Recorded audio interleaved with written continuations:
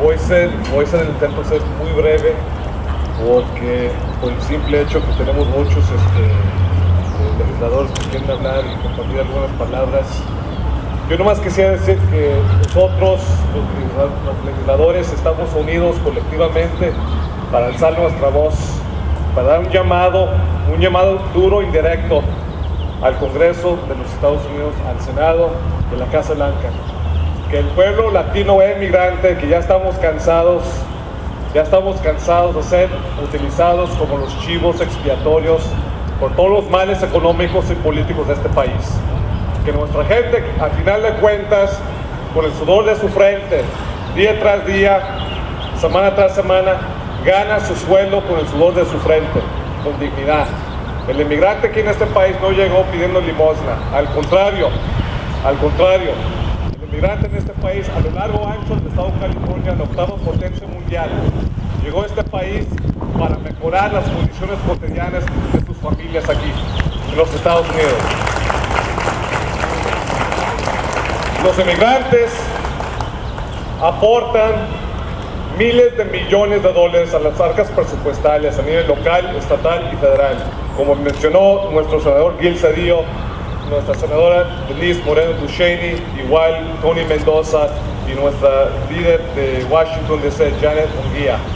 El latino este año, con su voz, con su voto, con sus marchas, que son manifestaciones, acciones, vehículos para alzar nuestra voz aquí en este país, mandaremos un mensaje a aquellos republicanos, a aquellas personas del sector más extremista del ala derecha, que no vamos a tolerar de ninguna manera. Aquellos que son los hijos de Pete Wilson, igual como Steve Poizner y Meg Whitman, de mi punto de vista, yo hablo del título personal, son los hijos de Pete Wilson, porque siguen fomentando la retórica vil en contra de nuestra gente. Hoy día recalco y concluyo que mandaremos el mensaje a cada sector racista y derechista, y mandaremos un mensaje proactivo en favor de una ley comprensiva, una ley justa y pareja para nuestra gente. Gracias.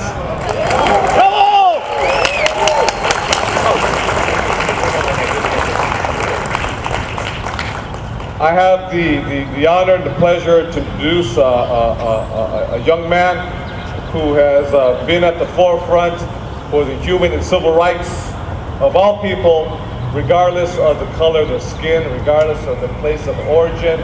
He's been a man who's been in the trenches, has rolled up his sleeves. He doesn't just talk the talk. This is a man who walks the walk. I know I've been there with him before. It's with great honor and pleasure to introduce the chair of the Black Legislative Caucus in the California State Legislature from Oakland, California, Sandre Swanson. Thank you very much. Kevin sounded like torch. Excellent, my brother. My name is Sandre Swanson. I'm an assembly member from Raleigh, California. I'm chair of the California Legislative Black Caucus. I'm also chair of the Assembly Committee on Labor and Employment. And we're here standing in solidarity with other caucus members and the Latino caucus to say that it benefits all Californians, but it benefits everyone in our nation to have comprehensive, fair immigration policy. And it's important that the president, with all on his plate, recognize that the time is now for us to have fair, comprehensive immigration policy. We also have to recognize that the hypocrisy that exists in the current policy, that we accept the positive contribution and labor of immigrants.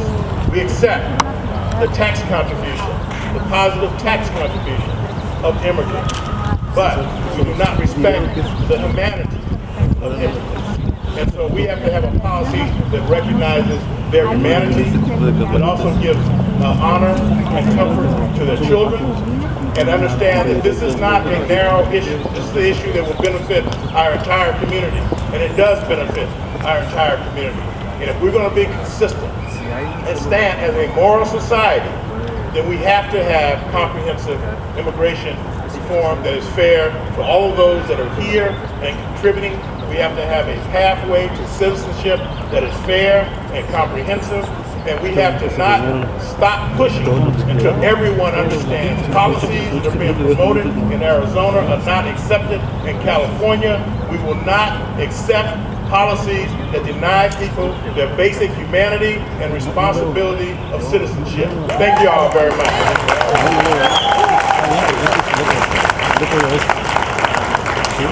We will also hear now from Assembly Member Tom Amiano. He's the chair of the LGBT caucus. ¡Bravo! Bienvenida a México. I come proudly from San Francisco, a sanctuary city, an aggressive, proud sanctuary city. ¡Seguro! We recognize everyone's contribution. In terms of the LGBT community, we stand here in solidarity. We know the community is very diverse, and we embrace this cause wholeheartedly. We have some laws in San Francisco I'd love to see be state laws. We have a municipal ID program regardless of immigration status. Again, we have laws protecting juveniles from being deported. We work with the police so that people feel reassured if they are a victim of violence that they can report this to the police without fear of deportation. And we work with the banks and financial institutions to allow people to use their hard-earned money and deposit them in checking accounts and not be ripped off by predatory lenders. So I salute you all today. In terms of Arizona, no necesita estudiar para pendejo. Somebody tell me.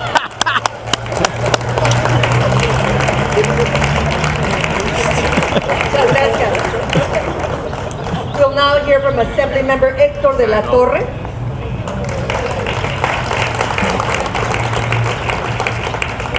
As you can see, we believe that a broad segment of California supports comprehensive immigration reform because they recognize that our broken immigration system unnecessarily damages our economic competitiveness and tears apart families and communities.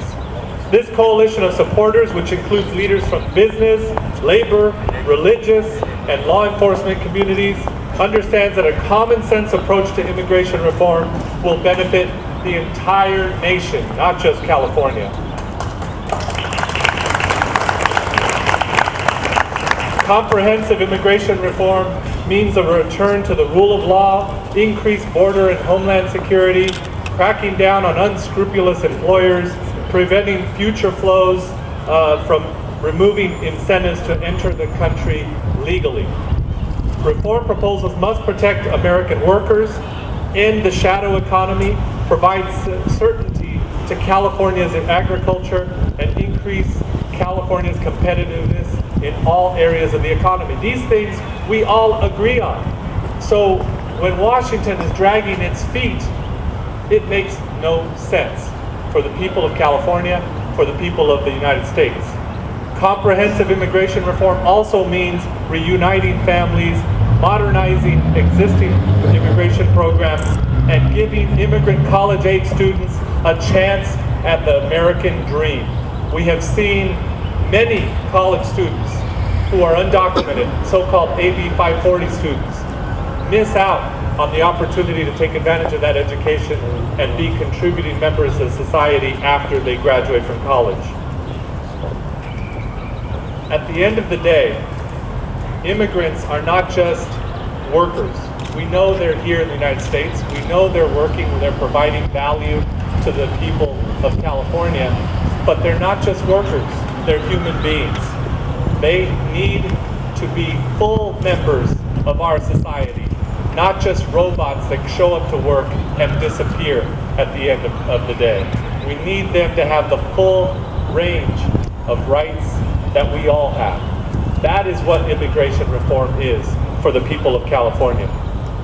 Quiero decir muy brevemente en español que todos los grupos laborales, líderes de negocios, religiosos y seguridad pública están a favor de una reforma migratoria comprensiva, que tenemos que proteger a los trabajadores, tenemos que hundir a la economía escondida, tenemos que estabilizar el sistema agrícola de este estado. Tenemos que mejorar la